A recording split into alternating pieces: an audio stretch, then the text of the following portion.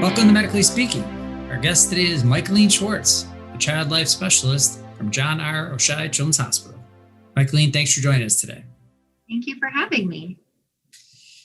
Micalene, give us a little bit of insight as to your role, what you guys do on a daily basis. Our viewers may be familiar with the clinical positions within the hospital, doctor, nurse, or different departments, but child life specialist is pretty unique. So if you can explain to us what that is and what you guys do on a daily basis. So as child life specialists in a hospital setting, we are here to help reduce the fear and anxiety of patients and their families while they are at Oshai. So we help them cope with procedures, new faces, new medical equipment that they may see in their rooms or along the way to their rooms. And we also really try and create a more normalized environment to help them feel comfortable. So, during the school year, making sure they're keeping up with school, providing them with resources that they need to stay in touch with friends and family. Sometimes, unfortunately, kids do have birthdays here. And so we'll plan birthday parties. Pre-COVID times, we could schedule for superheroes or other entertainment to come in and see the kids. Around Christmas time, we'll have Santa come in to see the kids and pass out presents. Always just making those kids feel more connected to the outside world, even while they may still be in here. But the most important part is just getting down to the child's level and making sure that they are fully understanding their healthcare experience and what is happening to them in a way they can understand it. Your connectivity with the patient obviously is vital, but you're also connecting the dots within the hospital between physician, nurses, other staff. It takes a unique person to be able to do that, unique skill set.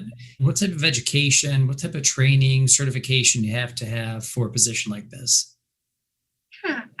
So we have a 4-year degree in child life or related fields such as psychology or sociology. Part of those requirements too is through our certification committee, and it's the completion of at least 10 specific child and family development courses. Once we have completed those, typically you are also due for some practicum work, and that's just kind of getting your foot in the door, making sure that child life is the right thing for you, seeing how they work in a hospital setting with patients. Then from there, after you've finished your coursework, you apply for an internship. So then from your internship, you're eligible to sit for the certification exam. And once you have passed that, you can work in a hospital setting. Some people go on further, such as myself. I actually did a fellowship in outpatient radiation oncology, just to have a little bit more of some specialized training, which is also something people can do, but is not required. And then you can apply for a job at Honey Hospital. What does your typical day look like? How many patients do you interface with? Is this a 9-to-5 job? I know the hospitals are 24/7. And for our viewers, explain what your typical day would look like. So as any child life specialist, your typical day can change every day. You can have a plan set up in the morning of I'm going to work with this particular kid. I know this child is going to have surgery later in the day, and then something can happen and your whole day is changed. So really every day is coming in. We're looking at the charts. We prioritize our patients. How we see fit, because there are 8 of us here. We work in all different units. And so my day may be very different from the child life specialist that works in the ED or child life specialist that works in the ICU. Personally, on the oncology hematology floor, I really get to build up a lot of long-term relationships with those patients. Some of them go through treatment for a couple months. Some are with us for several years. So on that side of the unit, I really get to build those strong relationships with the families. But our main goal is to just really make sure that the patients that need that special attention and that care and that positive coping or therapeutic play are having the opportunities to do that, so that we can help them adjust to being in the hospital, which can in turn, research has shown, lead to a shorter hospitalization stay too. So you mentioned the folks that you deal with in the oncology area. If you can explain a little bit, whether it's your role or your team's role, you're actually part of the care plan in a sense of you're there to help with the healing. You're here to help connectivity to the outside world. Why is it that you guys are so important to that care plan for a pediatric patient? I would say probably the most important thing is that our education really helps us to speak to kids in a way they understand. Whereas adults, sometimes if you say something as simple as, we're going to move you to the floor. Well, as a kid, they're going to say, well, why are you going to move me to the floor? I'm already sitting on a bed.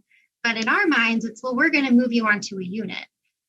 Or such as going for a CAT scan. Well, are there some cats in the hospital that we're going to take some pictures of?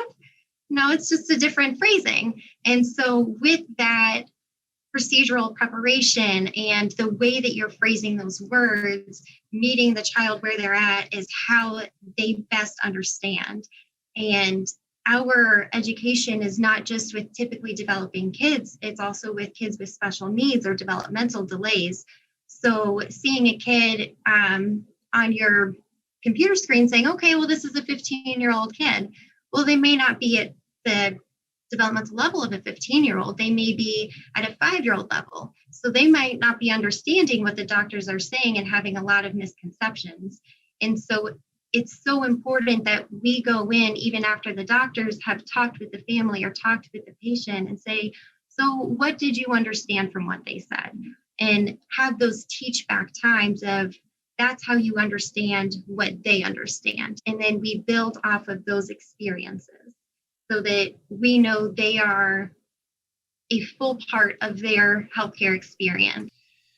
As we wrap up here, I wanted to ask you a little bit about the Hema program. This November, the 11-day power play will take place, and they're raising funds for a number of entities, but one is the Children's in Roswell Hematology Oncology Program. If you can, for our viewers, explain why that's so important and why that program exists today for the patients that you guys serve. Our joint venture is extremely important. Because we have an integrated team where we also mirror each other with our psychosocial team. So we have an outpatient psychologist, social work, and child life specialist, and we have the same inpatient, and we all work together to help these families. So while they may not be coming inpatient for their chemo or any other medications or for a scan, and they're going to Roswell, we are in communication so that there is that continuation of care, and they don't have to repeat their story every time they're going in, or saying, oh, well, I was really struggling with my port access, or, sometimes having that new face can kind of take you back and say, well, I don't know if I know you. I don't know if I can trust you. I don't want to open up. But when you can say, oh, well, my friend so-and-so told me all about you. They said you really like this. That helps bridge that gap of, okay, they kind of know me and they can help me through this experience too.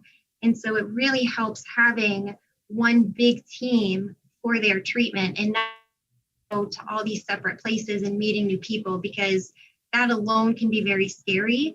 And I know that can also cause a lot of anxiety with families of thinking, well, did this doctor tell this person that, or did the nurse convey this? And with the joint venture, there's just a fluid communication between the two places that we always know what's going on with our patients.